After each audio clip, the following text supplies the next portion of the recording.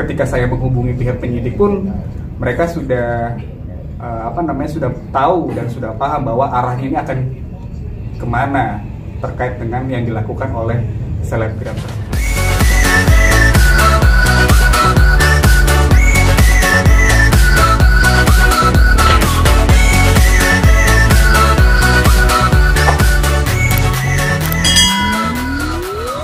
Heboh nih di media sosial mengenai klien Bang Sadra nih, Mbak Lesti Kejora, yang sempat membuat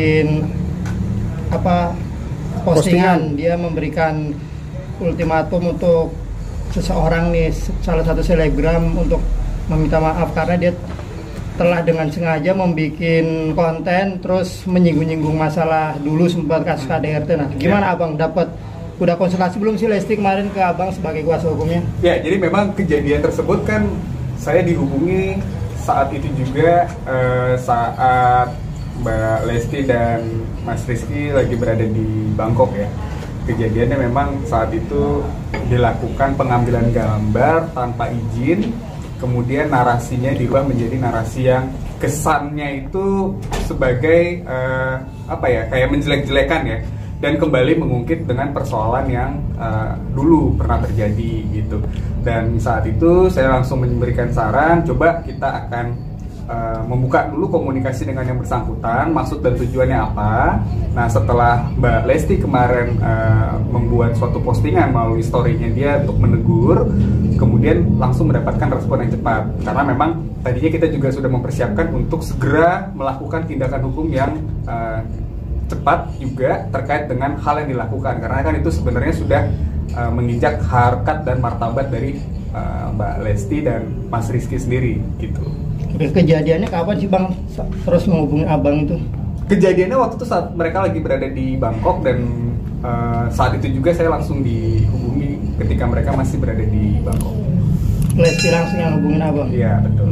Gimana nada Lesti? Kayaknya sempat marah juga, dia kesal, nggak terima karena mungkin kasus yang lama kembali diungkit sama seorang itu. Ya, memang kalau ditanya orang kesel atau enggak, ya pastilah itu kan sebenarnya kan merupakan bagian dari perjalanan hidup mereka ya dalam berumah tangga, dan itu kembali diungkit-ungkit kembali sama orang-orang yang memang tidak tahu jalan cerita yang sebenarnya terjadinya kasus kemarin itu seperti apa.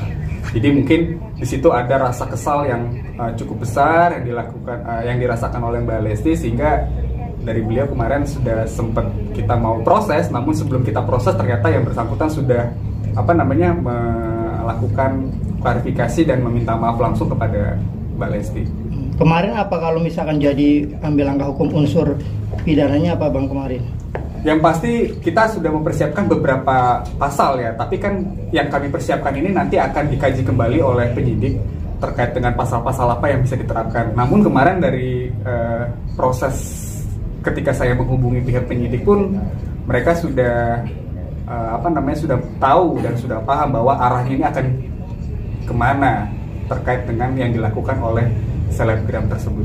Oh, berarti Abang udah langsung gerak cepat menghubungi pihak kepolisian penyidik? Iya, itu kurang dari itu, paling dalam 1 jam juga itu sudah pasti akan langsung kita proses tadinya. Cuma kan kita kan masih melihat dulu etikat baik dari yang bersangkutan seperti apa. Kalau saya sih pada prinsipnya ketika memang ada orang yang butuh bantuan hukum, yang memang kewajiban dari saya untuk segera membantu, terutama klien saya ya.